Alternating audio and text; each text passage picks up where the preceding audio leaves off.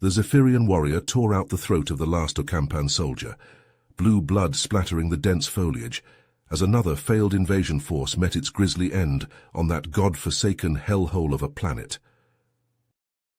That was the 10th alien race to have its ass handed to it by the Zephyrians, Sergeant Major John Bulldog Williams growled to the wide-eyed Ocampan cadets in the dimly lit classroom. The grizzled human veteran leaned forward, his battle-scarred face illuminated by the holographic projection of Zephyrus, a world once thought unconquerable. Bulldog recounted how the planet's unforgiving environment and the deadly indigenous Zephyrians had repelled countless colonization attempts. These bipedal reptilians, with razor-sharp claws and venomous fangs, used guerrilla warfare tactics and their uncanny ability to blend into the bioluminescent forests to decimate invaders. Even the technologically advanced Ocampans, led by the ambitious General Fornax, had launched a massive force of 10,000 soldiers, 500 tanks, and 100 fighter craft, only to be slaughtered within days. Bulldog painted a vivid picture of the humiliating defeat, the projected scenes of carnage making the cadets squirm. But then, Bulldog said, his voice low and intense, the human colonizers arrived, led by Captain Billy Coleman. With only a fraction of the Ocampan manpower and resources, these audacious bastards were determined to conquer Zephyrus or die trying. And trust me, if they failed, humanity's hopes of expanding beyond Earth were dead in the water.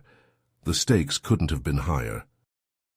The cadets leaned forward, hanging on Bulldog's every word, as he began to recount the tale of how the humans would finally turn the tide against the Zephyrians in a battle that would become legend.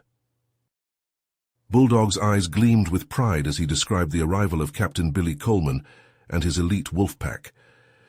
These crazy sons of bitches had the balls to try what no one else dared.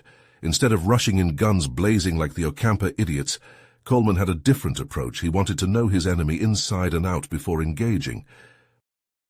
The old sergeant paced the room, his voice gruff yet captivating. First, Coleman sent out small recon teams, hand-picked for their stealth and survival skills.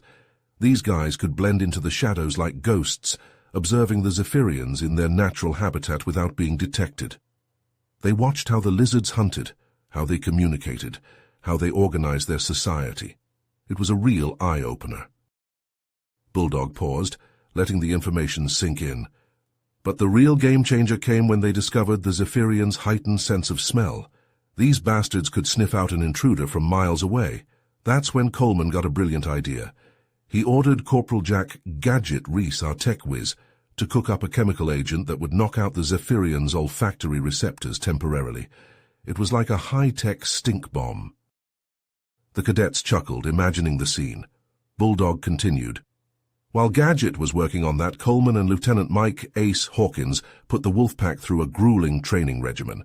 They focused on guerrilla tactics, hit-and-run attacks, and ambushes. These guys became the ultimate predators, ready to take on the Zephyrians at their own game. Bulldog's expression turned serious. But it wasn't all smooth sailing. The Ocampa, still bitter about their defeat, sent spies to infiltrate the human camp and sabotage the mission. Luckily, Sergeant Tom Eagle Eye Barton, our security chief, had a nose for trouble. He caught those Ocampa bastards red-handed and dragged them in for interrogation. Barton grilled them hard, squeezing out every bit of intel on General Fornax's plans. The cadets leaned forward as Bulldog spoke about the intel from the Ocampa spies. These bastards sang like canaries during Barton's interrogation. Turns out, General Fornax had a fleet of warships hiding behind Zephyrus's moon, ready to rain hell on our camp. That slimy Ocampa was still salty about his previous ass-kicking and wanted to wipe us out for good. Bulldog cracked his knuckles. But Captain Coleman had a plan. He got Gadget to whip up a batch of nerve gas from the chemical agent, strong enough to knock out an Ocampa crew in seconds. Then, he and Ace picked a team of our best commandos for a stealth mission. He lowered his voice. In the dead of night, Coleman's team snuck onto Fornax's flagship, the OCS Invictus. Our boys had some fancy cloaking tech that made them invisible to the ship's sensors. They slipped past the guards like ghosts and headed straight for the bridge. Bulldog slammed his fist on the table. It was over in a flash. Coleman's team burst onto the bridge, tossing nerve gas canisters left and right. The Ocampa crew dropped like flies, twitching on the floor. Coleman and Ace secured the ship and hacked into the comms. He grinned. Using the Invictus's own communication array, they sent a message to the rest of the Ocampa fleet. Surrender now, or face the consequences. Those Ocampa captains knew they were screwed. They could either give up or risk their crews turning on them. They chose to surrender. Bulldog paused, letting the cadets process the audacity of the human plan. With the Ocampa fleet out of the picture, Coleman turned his sights back to the planet. The Zephyrians were still down there, waiting to tear us apart. But now, we had the upper hand. Bulldog's voice grew grim as he continued the tale of the final assault on the hive. Captain Coleman knew it was time to end this once and for all.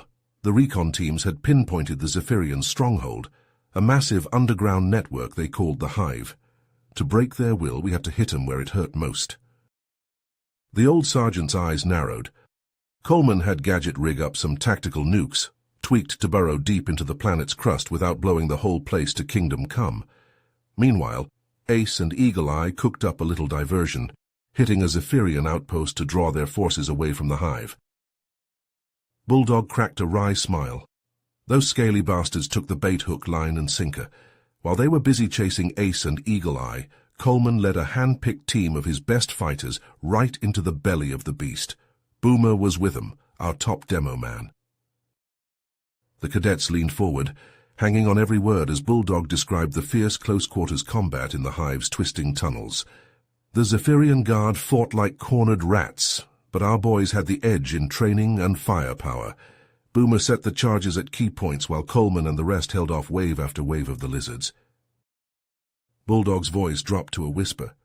With the nukes in place, Coleman gave the order to pull out. They hauled ass out of there, and once they were clear, he hit the detonator. The old soldier paused, letting the weight of the moment sink in. The explosions ripped through the hive, collapsing tunnels and burying the Zephyrian queen and her brood under tons of rock. It was a hell of a thing to witness. Bulldog's tone turned somber as he recounted the toll the battle had taken. We lost some damn good men down there, and the Zephyrians, well, let's just say they paid a steep price for their resistance. Bulldog's voice grew heavy with the weight of his memories as he recounted the aftermath of the hive's destruction. With their queen dead and their stronghold reduced to rubble, the surviving Zephyrians scattered like rats from a sinking ship. Their will to fight had been shattered, their resistance broken. He paused, his gaze distant. Captain Coleman wasted no time consolidating our hold on Zephyrus. The Wolfpack, or what was left of it, worked around the clock to establish fortified settlements across the planet. We dug in, ready to defend our hard-won territory against any remnants of the Zephyrian forces. Bulldog's expression darkened, but our victory had come at a steep price. Too many good men didn't make it out of that hellhole alive. Ace, Boomer, they gave their lives to secure our foothold on this god-forsaken rock. Their sacrifices will forever be remembered in the annals of human history. He shook his head, his voice tinged with sorrow. And Coleman, he may have survived, but a part of him died down there in the hive. The wounds he sustained left him a broken man, his body shattered but his spirit undefeated. Even as our colonies grew and prospered, he was haunted by the ghosts of those he couldn't save. Bulldog's tone turned bitter. As for the Ocampa, they tucked tail and ran like the cowards they were. The loss of the Invictus and their humiliating defeat at our hands sent shockwaves through their empire. It crumbled from within, their once mighty fleets reduced to scrap metal and space junk. He spat on the ground. And that bastard Fornax? He got what was coming to him. Stripped of his rank and disgraced, he slunk off into obscurity, a cautionary tale of what happens when you let hubris cloud your judgment. Bulldog's voice softened as he recounted Coleman's final days. Years later, as Coleman lay dying, a young Zephyrian named Zakar came to pay his respects. Born in the aftermath of the hive's destruction, Zakar revealed that not all Zephyrians saw us as enemies. Some came to view the humans as liberators, freeing them from the tyrannical rule of their queen. He reached beneath his collar, pulling out a small luminescent crystal hanging from a chain. Zakar gave this to Coleman as a token of his people's gratitude, a sacred artifact of the Zephyrians, a symbol of the bond forged between our races through blood and sacrifice. As Coleman breathed his last, he clutched that crystal tight, a final reminder of all he had fought for. Bulldog's gaze swept over the cadets, his voice heavy with emotion. And that, recruits, is the true legacy of Captain Billy Coleman and the Wolf Pack. Not the battles we won, or the enemies we defeated, but the unbreakable bonds of brotherhood forged in the crucible of war, the enduring spirit of human resilience, the willingness to lay down our lives for something greater than ourselves. As the cadets filed out of the room, each lost in their own thoughts, Bulldog's hand closed around the crystal hanging from his neck. It pulsed softly, a reminder of the price paid for victory and the weight of the sacrifices made by those who came before. You have reached the end of the story. If you enjoyed this story and want to support us, please leave a like and subscribe to our channel, and for every comment that says 88, I will heart every single one of them. Thank you for your time.